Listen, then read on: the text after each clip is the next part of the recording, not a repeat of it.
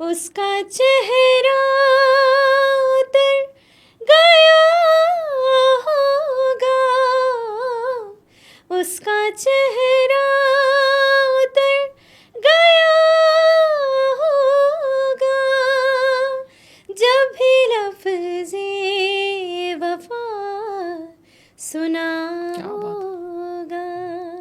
तो अभी जो हमारी माली कम्युनिटी है, जो आप जिन्होंने सपोर्ट किया आपको, अभी उनके लिए आपके दिल में क्या दुआ निकल रही है? कहते हैं ना, जब आप डाउन टू अर्थ रहते हैं ना, क्या बात है जी। तो आपको रोज कुछ ना कुछ मिलता है। क्या सही तो है। मैं जब डाउन टू अर्थ होके एज अ गेस्ट गई और मैंने एक्सेप्ट किया सब कुछ, उन्होंने मुझे वहाँ, वो भी मेरे लिए अपॉर्चुनिटी है। हर वक्त हर लम्हा आपको अपॉर्चुनिटी मिलती है। सही। तो मुझे वो अपॉर्चुनिटी मिली, मैं उनसे मिली जो मैंने सोचा नहीं था कि मैं इतना जल्दी पाकिस्तान आइडल के कंटेस्टेंट जैन से मिलूंगी। बहुत अच्छे वोकलिस्ट हैं, उनसे मुलाकात हुई, मैंने परफॉर्म किया। He was also shocking. अच्छा। क्योंकि उन्होंने मुझे कभी सुना नहीं था।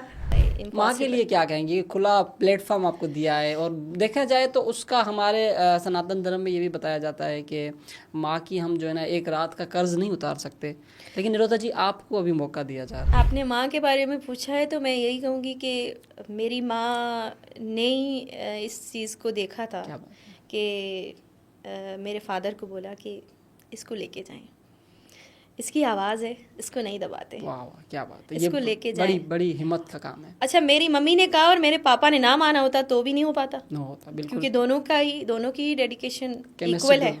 इक्वल है ऐसे। और मेरी मम्मी के पास भी गॉड गिफ्टेड वॉइस है। ये तो समझ, इसी वजह से वो डीएनए से आ रहा है। डीएनए से आ रहा है, और कहीं ना कहीं मेरी माँ की वो ख्वाहिशात जो क्या बात थी है। उस दौर में नहीं हो सकती थी, वो शायद आज मेरे तो किसी ने कहा जरा सा कुदरत ने क्या नवाजा कि आके बैठे हो अगली सब में, अभी से उड़ने लगे हवा में, अभी तो शोहरत नहीं है। नहीं है। तो कभी कभी हुआ ईगो, हुआ घमंड हुआ? ईगो बहुत बुरी चीज़ है। अच्छी चीज़ है, इतना आप रखें हाँ। कि आपको खुद भी लगे कि ये मेरी लाइफ में ऐसा एक बार ही हुआ था। शायद मैं अनमेच्योर थी उस वक्त। इंडिया यात्रा भी आपने की, किस ईयर में की थी, कैसा आपका रहा एक्सपीरियंस? अच्छा। 2015 में मैं गई थी, देन 2017 में मैं गई थी। अच्छा। वो कोई रिलीजियस अच्छा, शो के थ्रू गई थी जी। हाँ, तो उस प्राइम मिनिस्टर थे हमारे, उनके सामने मैंने गायत्री मंत्र पढ़ा था। तो मैं जब इंडिया जा ही रही थी, बॉर्डर क्रॉस किया था, तो वहाँ इतनी मीडिया आ गई थी, मुझे आइडिया भी नहीं था। अच्छा, क्या बात है। अच्छा निरोधा जी, देखा जाए कि हम पाकिस्तान में मिनॉरिटी हमारे हिंदू रहते हैं, आप भी रह रही हैं, क्या इतने इशू हैं? यकीनन ये सच है। मसले कहाँ नहीं होते, इंसान खुद ही एक मसला है। 5 उंगलियां बराबर नहीं बराबर नहीं है, तो मसले सब जगह हैं, बस आप अपने आपको बचाएं। लेकिन पाकिस्तान एक ऐसी धरती है जहाँ पे हमें नुसरत फतेह जी मिलते हैं, आबदा परवीन जी मिलती हैं, अपना गुलाम अली साहब मिलते हैं जो गज़ल के उस्ताद हैं, कवाली के उस्ताद हैं, रूहानियत की गुरु आबदा परवीन जी, उनके तो नाम लेके हम तो भाई। इस धरती पे मेरा लिखा हुआ था पैदा होना, और मुझे बहुत इज्जत मिली है, और उम्मीद है मुझे आगे भी मुझे इज्जत मिलेगी। और वही कहते हैं कि हालात कैसे भी आए, आप पॉजिटिव रहें, आप अपनी तरफ से अपना डेडिकेशन दें, देन जो होगा देखा।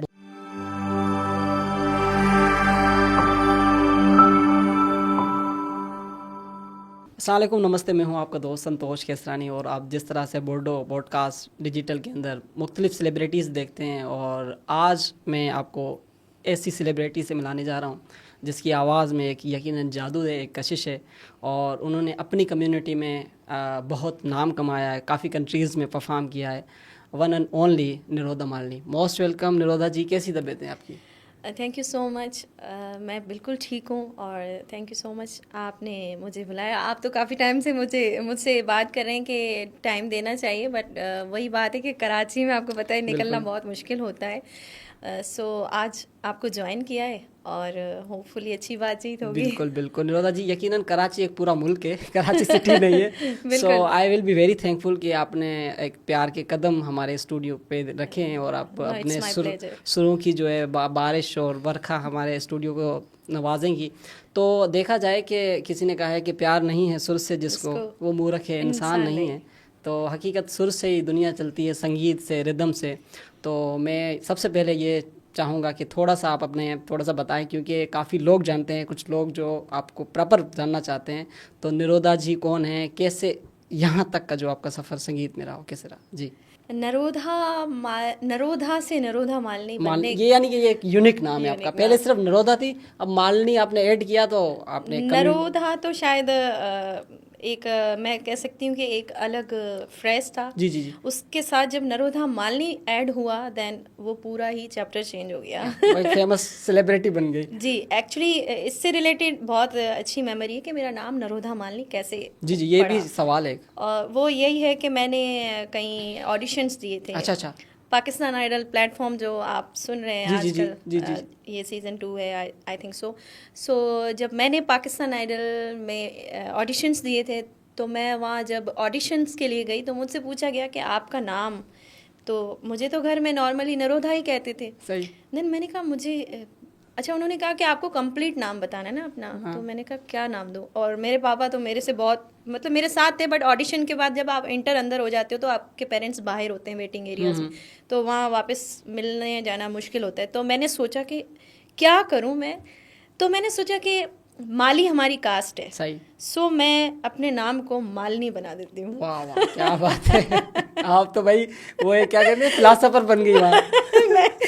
राइट, वो कहते हैं कि आमद हुई ना उस नाम की, वो होनी थी। जी जी जी। और वो नरोधा मालिनी के बाद ही नरोधा मालिनी की जर्नी जो शुरू हुई है फिर अभी अरस तक पहुंच गई आप तो। बिल्कुल। Thank you so much. अच्छा, देखा जाए कि हमारे जो मैंने हिंदू कम्युनिटी में ज़्यादातर हम जो है ना फीमेल्स को इतना जो है ना देते नहीं आज़ादी, जैसे कि अगर कोई टैलेंट है, हमारे अमरकोट में कुछ और भी जो हैं आ रही हैं, और आप पहली हैं जो आपने इतना मकाम पाया हिंदू कम्युनिटी में, माली कम्युनिटी में, तो यानी क्या डिफ़िकल्टीज़ आती है, क्यों हम इतना यानी कि फ्रीडम नहीं देते? आप तो सारी चीज़ें फेस करके आई हैं। जी। सबसे पहले ये कि मैं बेसिकली खिपरो डिस्ट्रिक्ट सांगर से हूँ। अच्छा। ये भी कंफ्यूजन आज आपके पॉडकास्ट में पता चल जाए, क्लियर हो जाए, ज़रूरी है, क्योंकि लोग ज़्यादातर ये समझते हैं मैं उमरकोट से हूँ, बट उमरकोट ये है कि मेरे ननियाल है, मेरे नाना वाले, और मेरे दादियाल जो हैं खिपरो डिस्ट्रिक्ट सांगर। हालांकि मैं पैदा उमरकोट में हुई हूँ, बाय बर्थ जो है, बाय बर्थ, या तो ये है कि ये थोड़ी सी कन्फ्यूजन है, तो वो आज क्लियर हो गई। बाकी ये जो आपने सवाल किया कि लड़कियों को आज़ादी और इस फील्ड में आना, सबसे पहली बात ये कि हमारी पूरी कम्युनिटी में कोई इस फील्ड के अंदर है ही नहीं, आना ही नहीं चाहता ज़्यादातर, तो आना भी नहीं चाहते, और आई डोंट थिंक सो कि आना चाहेंगे, क्योंकि अगर आना चाहते तो मैंने अपनी जर्नी को 30 इयर्स दे दिए। अच्छा। तो आप समझ सकते हैं कि अगर किसी को आना होता तो वो अभी तक आ चुका होता। ऐसे ही पीछे से। बिल्कुल। जैसे कि मैं डिफरेंट कम्युनिटीज़ में जाती हूँ, परफॉर्म करती हूँ, तो मैं वहाँ देखती हूँ कि लोगों के अंदर अच्छा, ऐसा नहीं कि हमारी कम्युनिटी के अंदर ही लड़कियाँ नहीं आ रही हैं, दूसरी कम्युनिटीज़ में भी लड़कियों को इतना नहीं आ रहा, यानी बिल्कुल ही वो सपोर्ट नहीं मिल रही। जी। अच्छा, उसमें लड़की की भी बहुत बड़ी जिम्मेदारी होती है ना, होती है, हाँ, कि अगर आपने जो रास्ता चुना है फिर आपको अपना उसी को सुपर्द करना है कि एनी हाउ। अब ऐसा होता है, लाइफ है, अप्स डाउन तो आते ही रहते हैं। उसमें ये कि आपने ये सोच के रखना है कि बस इसी के साथ मुझे मूव ऑन करना है, कुछ भी हो, कुछ मिले ना मिले, पर ये मिलना चाहिए। क्या बात है, ज़बरदस्त। अच्छा निरोधा जी, आपको कब पता चला कि आपके अंदर एक छुपा, हर इंसान को अपने टैलेंट को तो पता होता है, उसको जो ना पॉलिश की ज़रूरत होती है। किसी के इंटरव्यू में, शायद लता जी के इंटरव्यू में उसने कहा था कि अगर इंसान अपनी आवाज़ को यानी कि तब्दील करना चाहे तो वो मेहनत और रियाज से कर सकता है। तो आपको कब पता चला कि यू आर यानी कि एक अच्छी सिंगर बन सकती हैं? आपको कब फील हुआ? देखें, स्कूल लाइफ में ऐसा होता था कि पार्टिसिपेट करना होता था उसमें, सिंगिंग कॉम्पिटिशन्स वगैरह में, तो ऐसा होता था कि असेंबली जो हमारी होती थी उसमें मैं आगे होती थी। अच्छा। तो वो 14 अगस्त के हिसाब से अपने नेशनल सॉन्ग्स पढ़ना, ये वो सब चीज़ें होती थी। स्कूल के थ्रू मैं गई थी। ये भी क्लियर करना ज़रूरी है क्योंकि लोग ये समझते हैं कि मैंने जो है ना अपनी भजन जर्नी के बाद ही मेरी जर्नी स्टार्ट हुई है। नो, ज़रूर स्टार्ट करनी है। नो, इससे पहले की मेरी जर्नी है। अच्छा, स्कूल लाइफ से मेरा शौक था, फिर मेरा थोड़ा सा डेडिकेशन होता था, फिर स्कूल लाइफ में मेरे जो टीचर्स होते थे वो ये अच्छा कोई कंपटीशन शो आ गया तो बोलते थे नरोदा को जाना चाहिए। क्या बात है। और वो मुझे लेके गए। देन कराची आर्ट्स काउंसिल में ऐसे बहुत सारे यूथ फेस्टिवल्स हुए जहाँ मैंने पार्टिसिपेट किया, और कराची आर्ट्स काउंसिल की मैं खुद अब मेंबर हूँ। और वहाँ पे हमें मेंबरशिप मुश्किल से मिलती है बहुत। बिल्कुल। और वहाँ पे हमारे शाह जी हैं जो अहमद शाह साहब, वो बहुत सपोर्ट करते हैं और बहुत अच्छे इंसान हैं और हमेशा एप्रिशिएशन उन्होंने दी है। क्या बात है। और आज भी वो यही कहते हैं कि ये बच्ची है जिसने अपने मेहनत पे खुद को आगे लाया है। तो वो ये सारी चीज़ें बहुत अल्फाज बहुत अहमियत रखते हैं, हिम्मत भी देते हैं, तोड़ भी देते हैं। बिल्कुल बिल्कुल। आपने, आपके पेरेंट्स ने, आपकी फैमिली ने और या हमारी कम्युनिटी ने आपको बड़ा साथ दिया है। और सबसे पहले तो आपने इतनी हिम्मत की, आप खुद ही हिम्मत नहीं करती तो आगे कैसे आती। देखिए अगर कितनी भी सपोर्ट हो, आपके पेरेंट्स चाहें, आपके बहन भाई चाहें, जब तक आप खुद नहीं चाहेंगे तो मैं समझती हूँ कुछ भी पॉसिबल नहीं है। सही।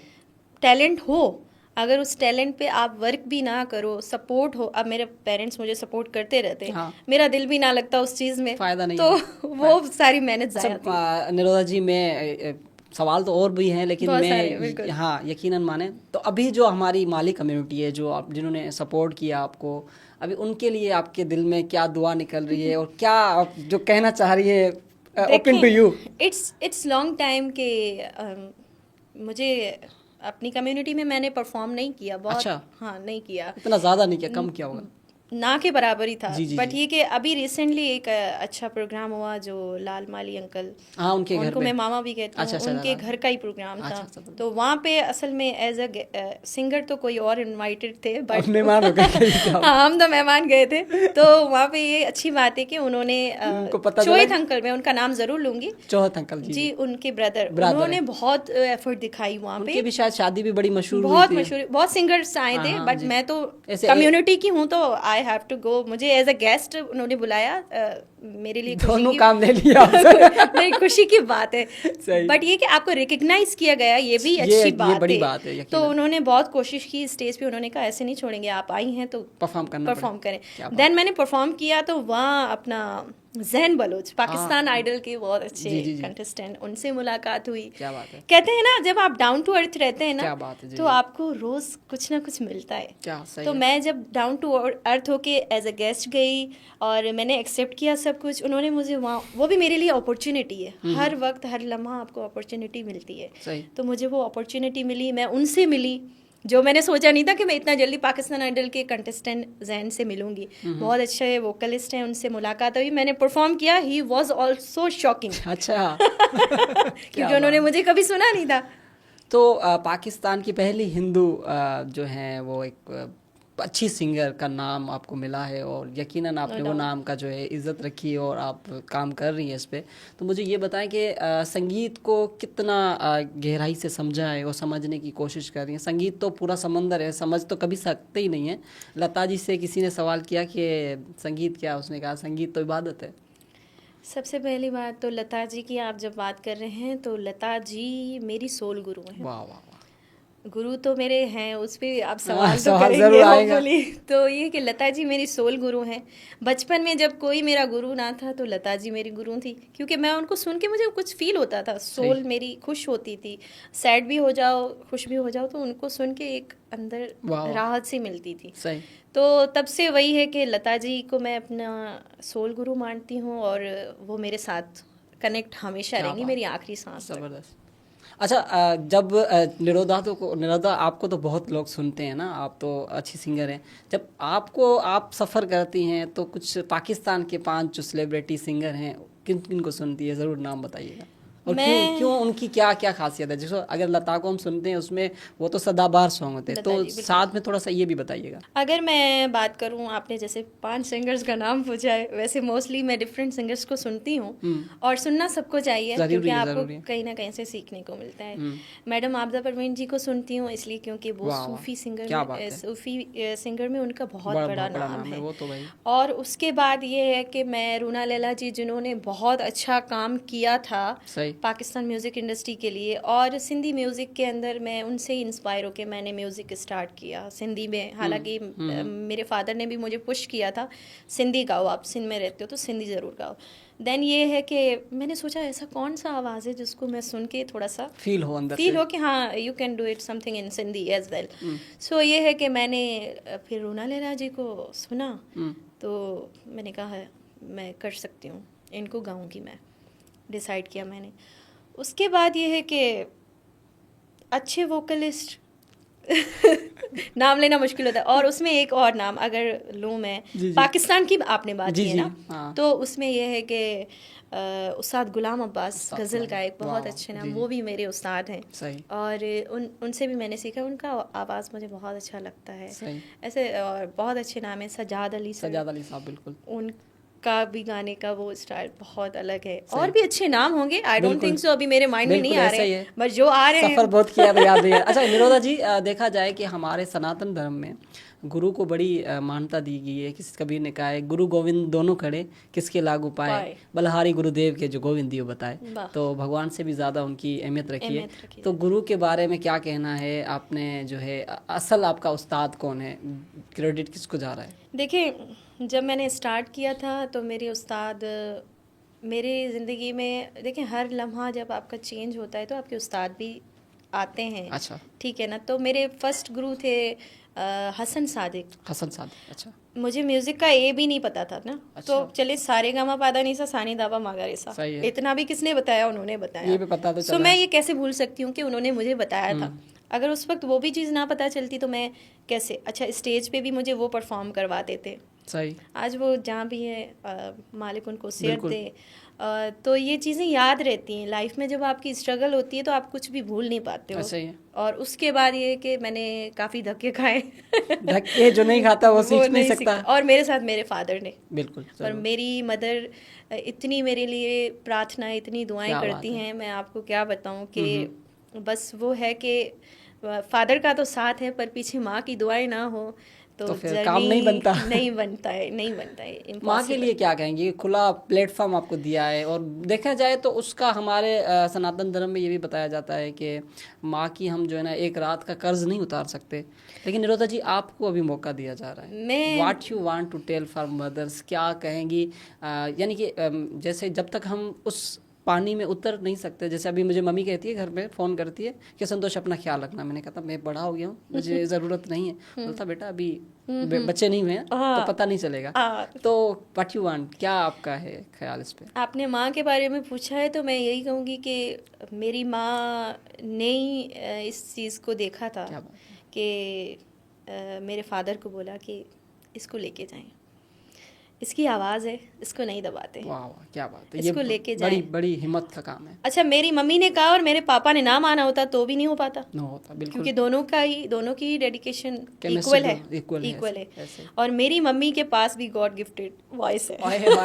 ये तो समझ, इसी वजह से वो डीएनए से आ रहा है। और कहीं ना कहीं मेरी माँ की वो ख्वाहिशात जो थी उस दौर में नहीं हो सकती थी, वो शायद आज मेरे जरिए। मम्मी जी, आपका बड़ा शुक्रिया कि इनको आपने मौका दिया, आज हमें इनको सुन रहे। अभी सुना तो कुछ ही नहीं है, तो I want to request you कि आप अपनी प्यारी आवाज़ में हमें क्या सुना रही है, क्यों सुना रही है, कैसा सुना रही है? जी, माँ का जिक्र आया है तो थोड़ा सा माँ के लिए सुना देते हैं। तू कितनी अच्छी है, तू कितनी भोली है, प्यारी प्यारी है ओ माँ, ओ माँ, क्या बात है, ओ माँ, ओ माँ, कि ये जो दुनिया है ये बन है कांटों का, तू फुलवारी है ओ माँ, ओ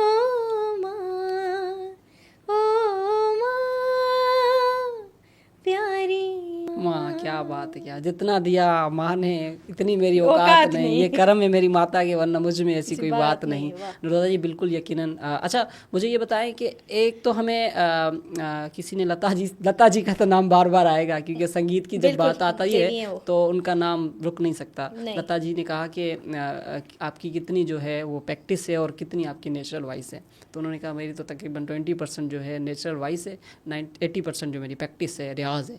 तो आपके हवाले से कितना रियाज ज़रूरी है, कितना आपका नेचुरल वॉइस है और रियाज की कितनी ज़रूरत है, और क्या आप अब प्रॉपर अब सीख रही हैं संगीत को, कितना जाना है? संगीत को मैं समझती हूँ मेरा ये जीवन कम पड़ जाएगा समझने ये के लिए। ये हकीकत है लेकिन और मैंने जितना जाना है मैं समझती हूँ कि अभी तक मैंने उसको, हालांकि मैं इतनी कोशिश कर रही हूँ बट वो बहुत गहरा है। बिल्कुल जितना उसके पास जा रहे हैं वो उतना ऐसा लग रहा है सफ़र बढ़ रहा है, वो बढ़ेगा, मुश्किल होगा। तो वही है कि सीखने का आप अमल ना छोड़ें। बाकी ये है कि आप प्रैक्टिस करें, अपना टाइम दें, जिस चीज़ से आप कमिटेड हैं वो करें। आपके गुरु आपको दिशा दिखाते हैं, तो गुरु जब दिशा दिखा रहे हैं, आपको मंजिल दिखा रहे हैं, तो आप बस वो काम करें, वो रियाजत करें, फिर बेटर हो जाता है। अच्छा आजकल अभी प्रॉपर राग और संगीत को सीखने की कोशिश में लगी हुई हैं आप? मैं रागों पे अभी काम कर रही हूँ, और मेरे उस्ताद हैं राजेंद्र धनेजा सर, वो उनसे मैंने अभी ही रिसेंटली धागा बनवाया है। मुबारक हो आपको। Thank you so much. और वो मुझे अभी प्रैक्टिस करवा रहे हैं। और किसी का बड़ा अच्छा कोटेशन है, मौला अली की कोटेशन है कि कोई अगर आपको एक वर्ड भी सिखाता है वो आपका उस्ताद है। और बिल्कुल हर लाइफ में नए नए गुरु आते हैं, और गुरु तो गुरु है, कोई भी कुछ सिखाए तो अच्छी बात है। अच्छा निरोधा जी मुझे ये बताएं कि आप इतने जगहों पे और कंट्रीज़ में परफॉर्म किया है, कभी कभी यानी कि ऑडियंस का जो है वो रूड बिहेवियर होता है, कुछ ऐसी स्टेजेस और मसला वसला आया है आप पे, और फिर उसको किस तरह से, क्योंकि फीमेल के तो लिए बहुत इशू आता है, और हमारी कम्युनिटी में जब हम जाते हैं तो स्टिल मेरे साथ अभी ऐसा कुछ हुआ नहीं है। एंड मैंने अपने कम्युनिटीज़, या कह सकती हूँ कि मैं अपने हिंदू रिलीजन के मैंने बहुत सारे शोज़ किए हैं, और मैंने थाउजेंड्स में भजन्स रिकॉर्ड किए हैं। थाउजेंड्स में मैंने सिंधी शादी लाडास जो हमारे होते हैं वो रिकॉर्ड किए हैं। तो कभी मेरे साथ ऐसा कुछ हुआ नहीं है। इवन मुझे बहुत रिस्पेक्ट करते हैं, और ये मेरे लिए बहुत बड़ी बात है। अभी तक ऐसा कुछ हुआ नहीं है, होपफुली ऐसा कभी नहीं होगा। अच्छा जैसे आपने अभी कहा कि आपने अपनी लैंग्वेज में और कुछ लाडला वगैरह कुछ रिकॉर्ड किए हैं, तो I want to request you कि अगर आप कुछ सुनाना चाहें ऐसा कुछ। मैंने अपना रिसेंटली एक सॉन्ग रिलीज़ किया है, जिसके शायर बहुत अच्छे हैं। जो कि शायर का नाम क्या है? शायर का नाम है हिलाल साहब, जो कि इंडिया से हैं। अच्छा ज़बरदस्त। डॉक्टर हिलाल बदियानी उनका नाम है। बड़ी आपकी पहुंच है, यहाँ के शायर कम पड़ गए आपको इंडिया नहीं, एक्चुअली उन्होंने मुझे अप्रोच किया था। अच्छी बात। तो ये बड़ी बात होती है, यहाँ के शायर भी मुझे अप्रोच कर रहे हैं, और मैंने काफ़ी ऐसे शायरों के गाए हैं, और कुछ लाइनअप्स हैं, चीज़ें। देखिए ये बहुत जो आपको समझ में आए, जो आपको अच्छी लगे, और ऐसे शायरियाँ तो बहुत आती हैं, बहुत लोग अप्रोच। हमारे गांव के कितने अच्छे शायर हैं, हलीम बागी हैं, और बहुत अच्छे शायर। तो अप्रोच तो हर कोई करता है, बट आपको भी कोई चीज़ क्लिक करे, देन आपको लगे कि हाँ अब करना चाहिए। जी सुनेंगे आपको तो मैं सुनाऊंगी, बहुत ही प्यारी गज़ल है।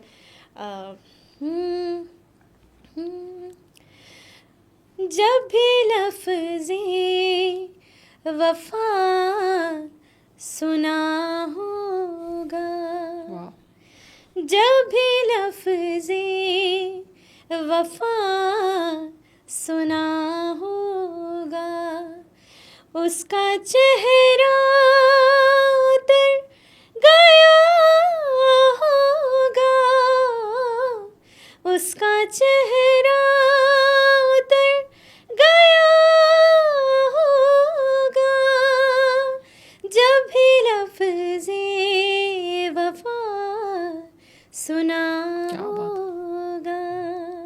ये गज़ल है जो अभी रिसेंटली रिलीज़ हुई है, और काफ़ी लोगों के अच्छे इस पे रिस्पॉन्स आ रहा है। अच्छा निरोधा जी, म्यूज़िक की जैसे हम प्यार की कोई पर्टिकुलर डेफिनेशन नहीं है, जिस तरह से केमिस्ट्री का अगर डेफिनेशन निकालें मैथमेटिक की, वो सेम रहती है।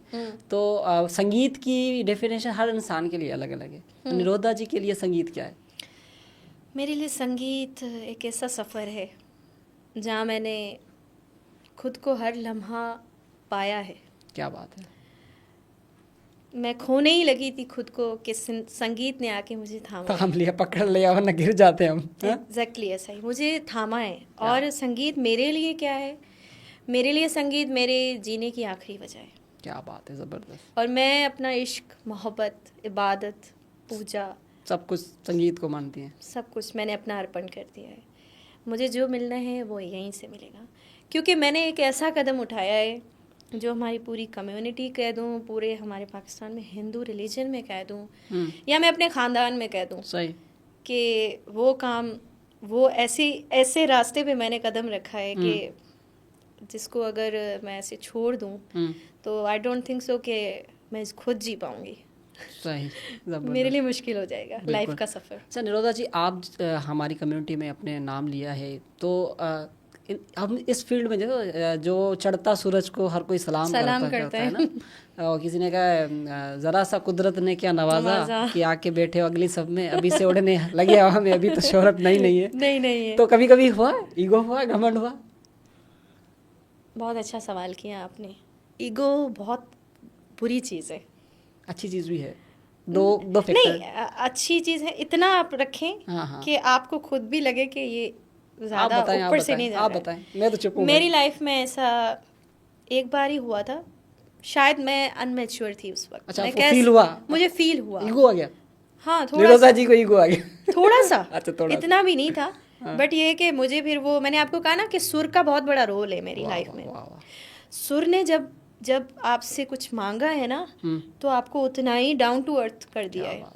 जब आप उस आग में, सुर एक तपिश है, एक आग है, जब आप उस जगह पे बैठते हो ना, तब आपको पता चल जाता है कितनी कि आप कुछ भी नहीं हो। आपको पता चल जाता है कि क्या क्या लेके जाना है आपने यहाँ से। फिर उसको कैसे थामा, उस ईगो को, घमंड को? वो ऐसे थामा कि मैंने कहा ऐसे सुर मुझे नहीं मिलेगा। क्या बात, आपको पता चल गया? फील हो गया। और उसमें ये है कि आपके पेरेंट्स, आपके सिबलिंग्स, उनका भी रोल होता है। अच्छा, तो पेरेंट्स का भी रोल है। और ज़्यादा चीज़ें, अच्छा एक कलाकार होता है जो म्यूज़िक की दुनिया से होता है, अगर उसे अपने आप के अंदर से जवाब नहीं मिल रहा है ना, तो आई डोंट थिंक सो कि वो सुर से उतना ज़्यादा कनेक्टेड है। सही। अच्छा, हर इंसान की एक यानी कि मकसद होता है ज़िंदगी में कि मुझे ये चीज़ पानी है, किसी को अच्छा पैसा पाना है, किसी को फेम पाना है, कोई तो अपनी माँ की इबादत करके, माँ की जो जिम्मेदारी होती है वो पूरी करके ही खुश रहता है। आपको, आपकी क्या लाइफ में, यानी क्या आपको पाना है, क्या आपके ड्रीम है? यानी मुझे लगता है अभी तो बड़े बड़े ड्रीम तो आपने अचीव कर लिए हैं।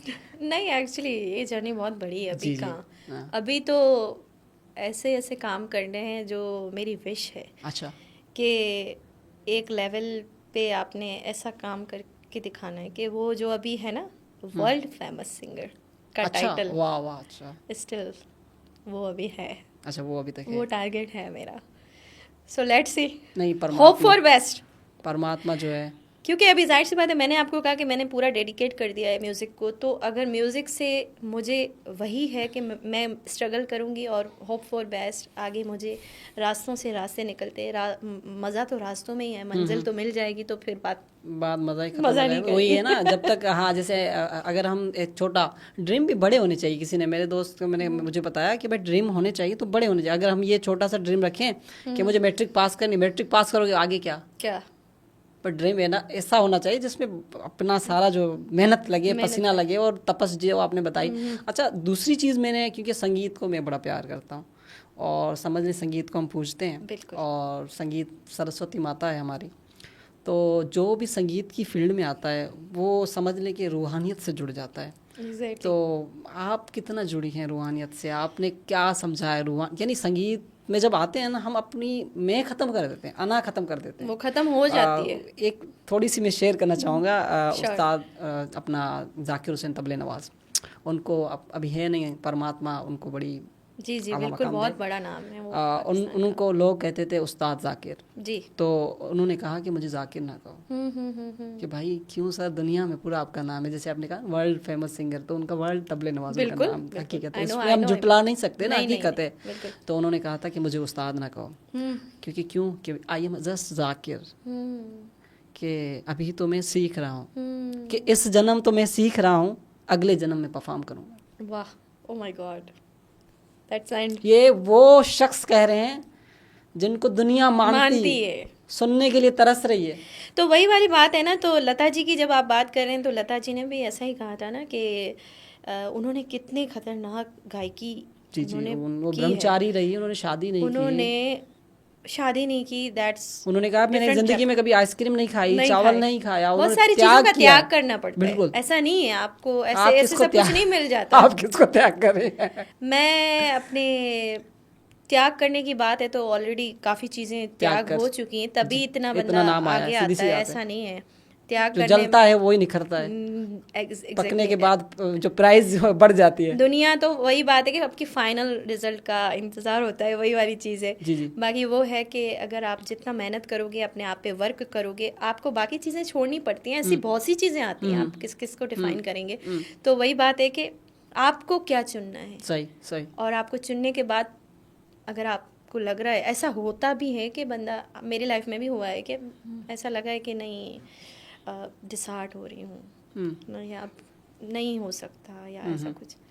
पर वो वाली बात है ना जो आपने कहा ना कि रूह से जब आप कनेक्ट हो गए ना, तो आप कितना भी दूर होना चाहो ना, तो ऐसे कोई हालात बन जाते हैं, वो आपको खींच लेते हैं उसकी तरफ। ज़बरदस्त। अच्छा निरोधा जी, ज़िंदगी हर इंसान के लिए अलग अलग है। आप यानी कि ज़िंदगी को किस तरह से देखती हैं? यहाँ पे सिर्फ आना था, निरोधा मालिनी सिंगर का टाइटल लेके जाना है, क्या महसूस किया? ज़िंदगी को बयान करना बहुत मुश्किल है मेरे लिए। सही। और ज़िंदगी में वही है कि आप स्ट्रगल करो, करते रहो। जब तक आप स्ट्रगल कर रहे हो और आपका नाम है, फेम है, सब कुछ आपका है, सब आपके अपने हैं। बट ये कि पता असल में तब चलता है उनका जो आपके अपने हैं, जो आपको देखेंगे मुश्किल वक्त में पता चलता है कि आपके अपने असल है कौन। तो वही वाली बात है कि आप भी अपना कितना उनका साथ देते हैं उस वक्त में। तो ज़िंदगी को डिफ़ाइन करना मैं समझती हूँ कि बहुत मुश्किल है। बहुत मुश्किल है यकीनन। 100 से अच्छा एक हो जो दुख में भी साथ में हो। ऐसा ही है, ऐसा ही है। और अच्छा, आपका ज़्यादा से ज़्यादा कौन सा सॉन्ग वायरल हुआ जिन्होंने लोग, जिससे आपका एक बड़ा नाम बना? मेरे काफ़ी सॉन्ग्स वायरल हुए हैं। उसमें अगर हम सिंधी सॉन्ग्स में बात करें, क्योंकि मुझे ज़्यादा सिंध में से सिंधी सुनेंगे हम, सिंधी सुनेंगे। सिंध धरती माता ने मुझे बहुत इज्जत दी है। धरती माता हमारी माता है, सेकंड माता हमारी जन्मभूमि है। जन्मभूमि हम कहते हैं धरती को, अर्थ को, ज़मीन को। उसमें हमें जाना है तो हम उसको हमारे यानी कि रिलीजन्स में माता कहते हैं, माँ का दर्जा देते हैं। एग्जैक्टली। तो इनसे सवाल ये है कि ये सिंध को जो अपनी माता कह रही हैं, निरोधा मालिनी जो है वो सिंध को अपनी दूसरी माता कह रही है, हकीकत है ही ऐसे। तो क्या सुना रही हैं सिंधी में?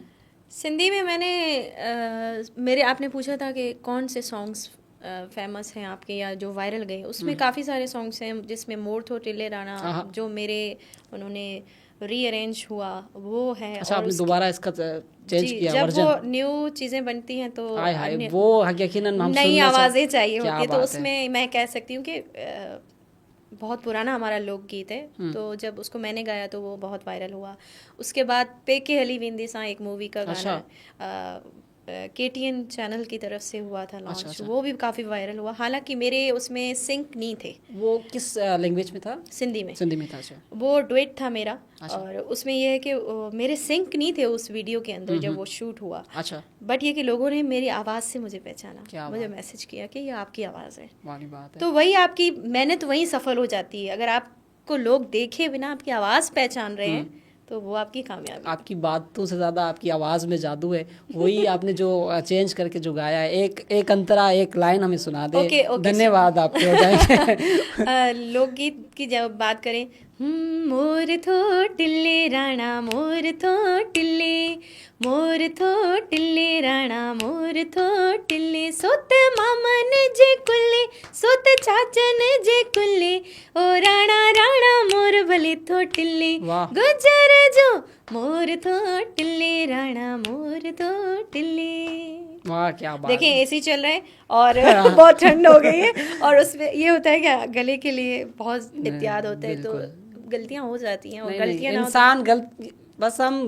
इंसान गलती का पुतला है और गलतियां तो होती रहेगी। और बहुत बहुत आपका शुक्रिया करते हैं कि आपने हमें टाइम दिया, आपने इतना अपने बिजी शेड्यूल से हमारे लिए टाइम निकाला, और यकीन माने कि आपसे बात करके बड़ा अच्छा लगा। और थैंक यू सो मच। और आपने एक सवाल किया था, वो रह गया, तो मैं उसको कंप्लीट जी हाँ, वो आपने पूरा नहीं किया। आपने गुरु की बात की थी ना, तो गुरु देखें, अगर बंदा एक स्टेज होता है ना, स्कूल, कॉलेज, यूनिवर्सिटी, तो ये स्टेप्स होते हैं। तो संगीत में अगर जब आप स्टेप बाय स्टेप बढ़ते हो तो आपको गुरु भी मिलते हैं। जी जी। तो मेरे गुरु हसन सादिक, उसके बाद उस्ताद बादल राई, अच्छा। उसके बाद उस्ताद मोहम्मद तालिब, उस्ताद गुलाम अब्बास, और अब मेरे उस्ताद हैं sir Rajendra Dhaneja.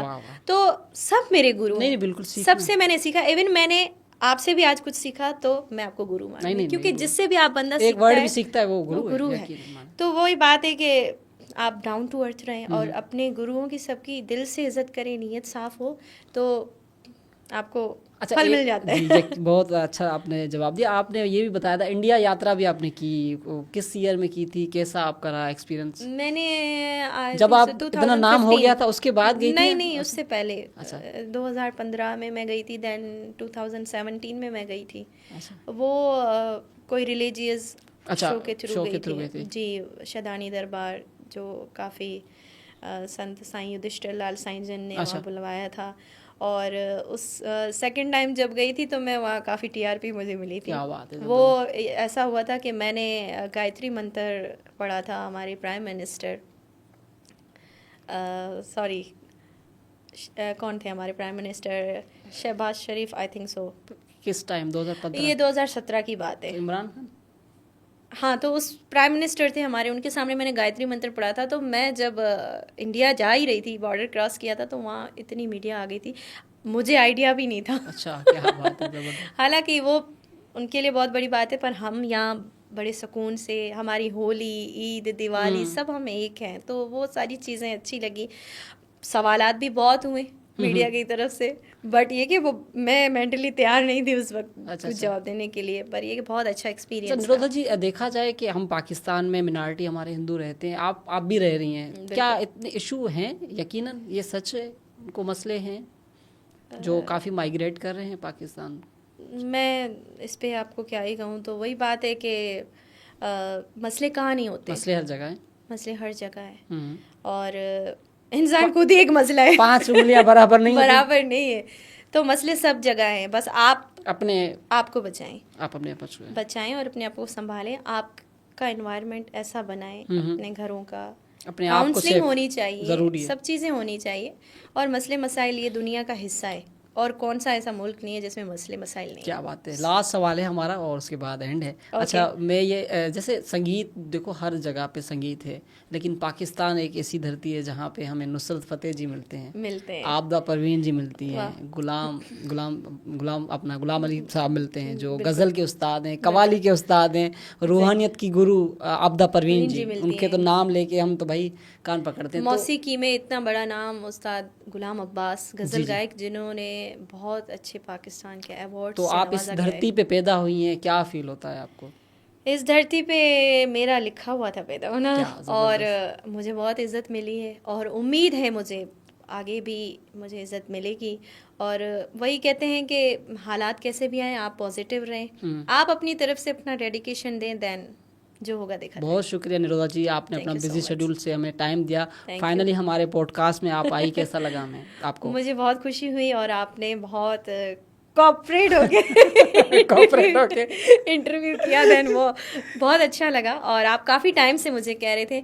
So finally आज आपके साथ बातचीत हुई और खुशी हुई। ऐसा फील नहीं हुआ कि इंटरव्यू हो रहा है, ये तो नॉर्मल बातचीत हो रही है। तो thank you so much. Pakistan जिंदाबाद। अगर कोई आपका सवाल हो, यू नीड टू कमेंट, आप कमेंट करें, ज़रूर हम आपको रिप्लाई देंगे। Thank you so much.